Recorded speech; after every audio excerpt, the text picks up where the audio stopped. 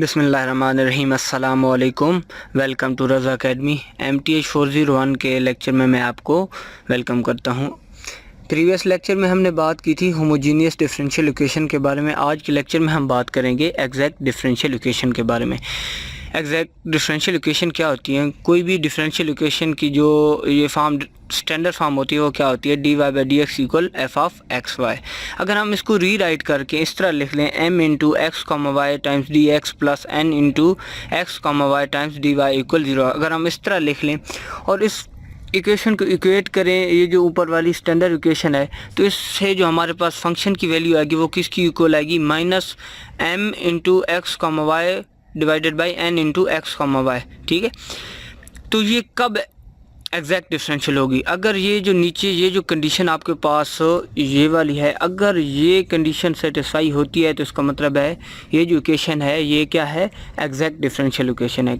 यानी कि partial derivative of m with respect to partial derivative of y equal partial derivative of n into partial derivative of n with respect to x। अगर ये condition hold करती है तो ये क्या कहलाएगी? एग्जैक्ट डिफरेंशियल इक्वेशन कहलाएगी।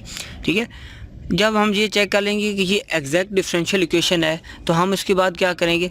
हम ये जो m है, m वाला फंक्शन है, इसको हम किसकी इक्वल इक्वेट कर देंगे?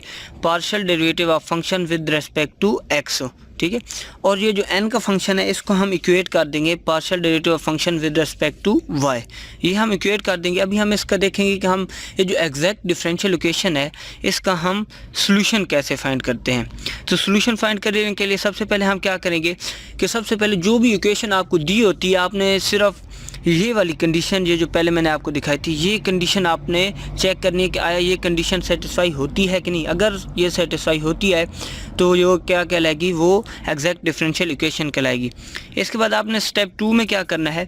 स्टेप 2 में आपने ये करना है कि एक फंक्शन फर्जी नाम दे देना है इसको f into x comma y. आप कुछ भी नाम दे सकते हैं। ठीक है, और आपने वहाँ क्या करना है? ये जो m है, m को आपने with respect to x integral कर लेना है और y को कांस्टेंट रख लेना है। ठीक है, तो y को कांस्टेंट रखेंगे तो एक कांस्टेंट जो है कांस्टेंट ऑफ इंटीग्रेशन आएगा जिसको हमने थीटा इंटू वाई कहा है। ठीक है, फिर इसके बाद आपने क्या करना है कि अगर आप m के बजाय n को डिफ्रेंशिएट करते हैं, ठीक है, और डिफ्रेंशिएट क्या गया? इंटीग्रल करते हैं। ठीक है, तो उसके लिए आप क्या करेंगे?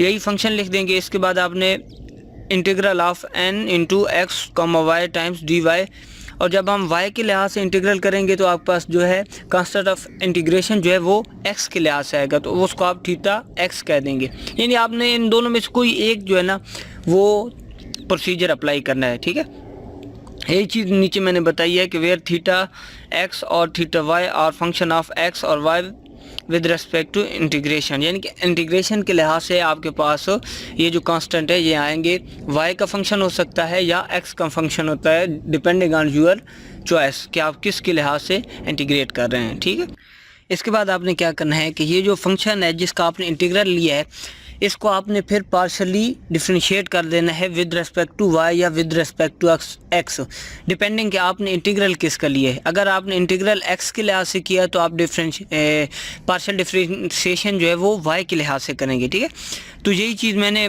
ऊपर x के लिहाज से इंटीग्रल किया था तो y के लिहाज से मैंने इसको पार्शली डिफरेंशिएट कर दिया। डिफरेंशिएशन के बाद आपके पास ये वाला एक्सप्रेशन आ जाएगा। ठीक है, ये वाला एक्सप्रेशन आ जाएगा। इसको आपने क्या करना है? इसको आपने n वाला जो फंक्शन है उसके इक्वल इक्वेट कर देना है। ठीक है, उसके बाद आपने क्या करना है? आपने रीअरेंज करना है। रीअरेंज करने के बाद आपने सिंपल क्या करना है कि आपने इंटीग्रल अप्लाई कर देना है दोबारा से। जब आप दोबारा से ये जो थीटा प्राइम ऑफ y है इस पे इंटीग्रल अप्लाई करेंगे तो आपके पास ये वाला एक्सप्रेशन आ जाएगा, ये एक्सप्रेशन आ जाएगा। ठीक है, तो ये जो एक्सप्रेशन है ये आपका किसका आंसर होगा? थीटा y का। ठीक है, ये थीटा y की वैल्यू होगी। तो ये वैल्यू आपने कहाँ पुट करनी है? ये आपने यहाँ पुट करनी है। ये जो वैल्यू है ना इसमें आपने थीटा y की वो वाली वैल्यू सब्सटीट्यूट कर देनी है तो आपके पास इस डिफरेंशियल इक्वेशन का आंसर आ जाएगा। अभी हम देखते हैं कि इसका सलूशन हम कैसे फाइंड करते हैं, तो वो अभी हम आगे देखते हैं। मेथड ऑफ सलूशन, एक तरीका तो जो भी मैंने आपको पहले बताया ये बहुत लेंथी तरीका था, एक बड़ा शॉर्ट सा तरीका है। उसमें आप क्या कर लेते हैं कि ये जो m वाला फंक्शन है ना, m into x comma y d x, इसको आप इंटीग्रेट कर लें और यहाँ आप y को कांस्टेंट रख लें, plus integral of terms n not containing x dy, यानी कि n में वो टर्म्स आपने लेनी है जिनमें x ना हो और उनको आपने with respect to y integrate करना है, तो आपके पास आंसर बड़े आसानी से आ जाएगा। ठीक है, अभी हम एग्जांपल करते हैं तो आपको समझ आ जाएगी।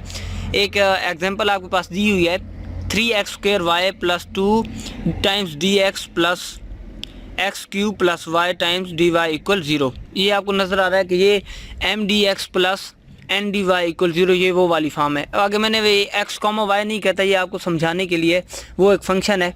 ठीक है, अगर मैं m ही सिर्फ कहता हूँ तो इसका मतलब यही होगा कि m into x comma y है। ठीक है, अभी आप क्या करें कि m का with respect to y partial derivative ले लें और n का with respect to x partial derivative ले लें। तो m का partial derivative with respect to y क्या आ जाएगा, x² तो इसमें कांस्टेंट हो जाएगा, तो x² बाहर आ जाएगा, 3 वैसे ही कांस्टेंट है 3x² और y का partial derivative with respect to y 1 होता है, तो इसकी वजह से ये पार्शियल डेरिवेटिव 3x² आएगा। इसी तरह n का with respect to x partial derivative क्या आता है, 3x² आता है। तो आपको नज़र आ रहा है कि ये partial m with respect to y और partial n with respect to x दोनों बराबर हैं, तो ये क्या है, ये एग्जैक्ट डिफरेंशियल इक्वेशन है। इसके बाद आपने क्या कर देना है, इसके बाद आपने m को इक्वेट कर देना है partial derivative of function with respect to x, ये इक्वेट कर देना है, और n को आपने किसकी इक्वेट कर देना है, partial derivative with respect to y equate कर देना है। ठीक है, इसके बाद आपने सिंपल क्या करना है, आपने इसको इंटीग्रेट कर देना है। ठीक है, इंटीग्रेट करेंगे तो आपके पास क्या आ जाएगा, इंटीग्रेट आपने किस के रिस्पेक्ट में करना है, विद रिस्पेक्ट टू x करना है। ठीक है, विद रिस्पेक्ट टू x करेंगे तो 3 और y ये तो कांस्टेंट है, ये बाहर आ जाएंगे, तो आपके पास x² पे पावर रूल अप्लाई होगा, तो पावर रूल अप्लाई करने के बाद आपके पास क्या आंसर आ जाएगा, x³/3 ये आ जाएगा, प्लस और 2 कांस्टेंट है तो वो बाहर आ जाएगा, with respect to x integrate कर रहे हैं तो आपके पास क्या आ जाएगा, x आ जाएगा 1 का इंटीग्रल। ठीक है, आगे फिर इसके कांस्टेंट ऑफ इंटीग्रेशन आपने लगाना है, तो कांस्टेंट फंक्शन क्या होगा, h ऑफ y होगा, क्योंकि आप विद रिस्पेक्ट टू x जो है ना इंटीग्रेट कर रहे हैं। ठीक है, आप इसको सिंप्लीफाई करेंगे तो आपके पास क्या आ जाएगा, x³ y plus 2x plus h of y ये आ जाएगा। ठीक है, अभी ये जो फंक्शन आपके पास आया है आपने सिंपल क्या करना है, अभी इसको डिफ्रेंशिएट करना है विद रिस्पेक्ट टू y। ठीक है, क्योंकि पहले आप इंटीग्रेट कर चुके हैं विद रिस्पेक्ट टू x, अभी आपने डिफ्रेंशिएट करना है with respect to y, partial differentiation की बात हो रही है। ठीक है, जब आप इसको पार्शियली डिफ्रेंशिएट करेंगे विद रिस्पेक्ट टू y, आपको पता है कि with respect to y differentiate कर रहे हैं तो x जो है वो कांस्टेंट होगा, x3 वैसे ही आएगा, y का पार्शियल डिफ्रेंशिएशन 1 होता है तो x³ भी आ जाएगा, प्लस 2x, इसमें y की टर्म है ही नहीं तो कांस्टेंट, ये कांस्टेंट टर्म है तो कांस्टेंट का जो होता है डेरिवेटिव होता है वो 0 होता है, और h ऑफ y इसको जब डिफ्रेंशिएट करेंगे तो ये h' ऑफ y हो जाएगा। ठीक है, और इसको आपने किसकी इक्वल इक्वेट करना है, n फंक्शन, जो n वाला फंक्शन है उसकी इक्वल इक्वेट करना है। तो n का फंक्शन क्या है, ये ऊपर नज़र आ रहा है, n का फंक्शन ये वाला है x³ प्लस y, तो ये आपने इक्वेट कर देना है। तो ये हमने इक्वेट कर दिया, ये जो x3 है ये x3 इस x3 के साथ कैंसिल हो जाएगा, तो h' ऑफ y आपके पास क्या आ जाएगा, h' of y equal y आ जाएगा। तो आप क्या करेंगे, दोनों तरफ इंटीग्रल अप्लाई करेंगे, इंटीग्रल जब आप अप्लाई करेंगे तो आपके पास क्या आ जाएगा, h' ऑफ y किसकी इक्वल आ जाएगा, y²/2 के इक्वल आ जाएगा। तो आपने सिंपल क्या करना है, ये जो h ऑफ y है इसकी वैल्यू आपने कहाँ पुट करनी है, इसकी वैल्यू आपने ये जो फंक्शन है ना, ये वाला फंक्शन, इस फंक्शन में आपने h ऑफ y की वैल्यू पुट करनी है तो आपके पास आंसर आ जाएगा, और इसको आपने फिर इक्वल टू c कर देना है इसके फाइनल सोल्यूशन के लिए। ठीक है, तो यही चीज़ हमने इधर की है।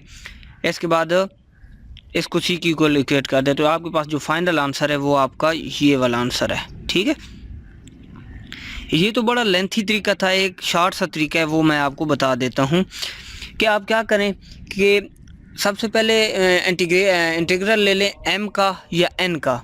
ठीक है, तो एक पहले एग्जांपल ले लेते हैं कि हम m का पहले इंटीग्रल ले लेते हैं विद रिस्पेक्ट टू x। ठीक है, तो इसके बाद आप क्या करेंगे, प्लस लगाएंगे और इंटीग्रल ऑफ n में वो वाली टर्म्स आपने लेनी है जिसमें x नहीं होना चाहिए, सिर्फ y की वैल्यूज होनी चाहिए और उनको आप विद रिस्पेक्ट टू y फिर इंटीग्रेट करें। y के रिस्पेक्ट में इंटीग्रेट करेंगे तो आपके पास जो आंसर आएगा उसको आप इक्वल टू c करेंगे तो आपके पास वही आंसर आएगा जो कि पहले इस लेंथी तरीके से आया था। तो अभी यही जो ऊपर वाली इक्वेशन है इसी को हम दोबारा से सॉल्व करते हैं इस प्रोसीजर के तहत। सबसे पहले आप क्या करें, m जो दिया हुआ था वो क्या था आपके पास 3x² y + 2, इसको आप इंटीग्रेट कर लें विद रिस्पेक्ट टू x, इसमें आप y कांस्टेंट रखेंगे और n में आपने वो वाली टर्म्स लेनी है कि जिसमें x नहीं होना चाहिए और उसको आप विद रिस्पेक्ट टू y जो है ना इंटीग्रेट करेंगे। तो n आपको मैं दिखा देता हूँ कि n इधर क्या है, n की टर्म क्या है, n ये है, इसमें x³ तो आ नहीं सकता क्योंकि x की वैल्यूज़ हमने लेनी नहीं है, हमने सिर्फ y वाली वैल्यूज़ लेनी है, तो इसमें सिर्फ y आएगा। तो आपने सिर्फ y का इंटीग्रल ले लेना है विद रिस्पेक्ट टू y इसमें, ठीक है। यही चीज़ हम करेंगे, इंटीग्रल सिंपल अप्लाई कर देंगे तो आपके पास क्या आंसर आ जाएगा। अभी 3x² 3y जो है ये कांस्टेंट होगा क्योंकि with respect to x integrate कर रहे हैं, तो x² का इंटीग्रल क्या होता है, x³/3 होता है पावर रूल अप्लाई करने के बाद, ठीक है। तो डिनोमिनेटर में 3 आ जाएगा, ऊपर भी 3 है तो 3 के साथ कैंसिल हो जाएगा, तो हमारे पास क्या रह जाएगा x³ और प्लस 2 का इंटीग्रल क्या होगा 2x होगा क्योंकि x के लिहाज से हम इंटीग्रेट कर रहे हैं। इसी तरह y का integral with respect to y क्या आता है, y² आता है, तो ये हमने y² लिख दिया और आगे इक्वल टू c के इक्वेट कर दिया, तो ये हमारे पास फाइनल आंसर आ गया। अभी आप देख लें कि ये जो ऊपर हमने इक्वेशन सॉल्व किया है उसके कितना लंबा प्रोसीजर था, हमारे पास आंसर ये आया। और ये जो नीचे है इसको आप देखें तो सिर्फ 2 लाइनों में हमने आंसर लिख दिया, ठीक है। तो ये बड़ा आसान सा तरीका है। इसमें तो हमने पहले m के लिहाज से किया ना, आप n के लिहाज से भी कर सकते हैं। अगर n के लिहाज से आप पहले इंटीग्रेट करेंगे तो इसमें आप क्या लिखेंगे, terms m not containing y, और उसको आप फिर dx के लिहाज से आप इसको इंटीग्रेट करेंगे, ठीक है। तो ये प्रोसीजर आपको, ये वाला फार्मूला आपको पता होना चाहिए ताकि आप जल्दी से क्वेश्चन को सॉल्व कर सकें। अभी एक और एग्जांपल है, बड़ी देखने में बड़ी लेंथी सी है लेकिन ये भी हम देखेंगे तो बड़ी आसानी से हम इसको सॉल्व कर लेंगे।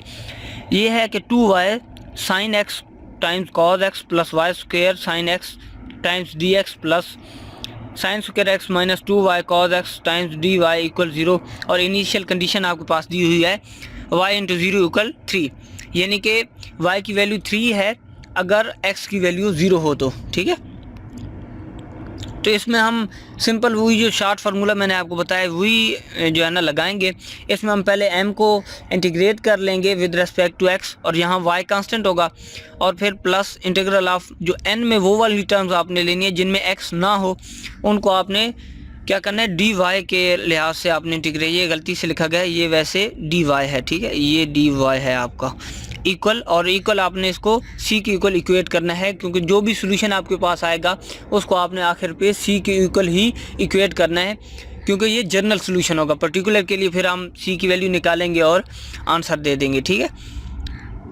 तो अभी आपने सिंपल m क्या है 2y sin x cos x है प्लस y² sin x है, इसको आपने इंटीग्रेट कर लेना है, प्लस n में आपने वो वैल्यूज़ देखनी है जिनमें x ना हो। तो आपको नज़र आ रहा है कि इसमें कोई ऐसी टर्म नहीं है कि जिसमें हो x ना, यानी कि x ना हो। इसको आप नज़र आ रहा है कि sin² x है तो इसमें भी x आ रहा है, 2y टाइम्स cos x है, ये 2y तो आपको नज़र आ रहा है कि है इसमें, लेकिन ये y जो है ना वो x के साथ मल्टीप्लाई हो रहा है, तो इस वजह से ये x इसमें लाजमी आएगा, तो इस वजह से हम ये टर्म भी नहीं ले सकते। तो इसका मतलब है n में कोई ऐसी टर्म है ही नहीं कि जिसको हम इंटीग्रेट कर सकें विद रिस्पेक्ट टू y, तो इस वजह से ये 0 dy हो जाएगा इक्वल आपने c लिखना है, यानी कि आपने सिर्फ m को इंटीग्रेट करना है, ठीक है।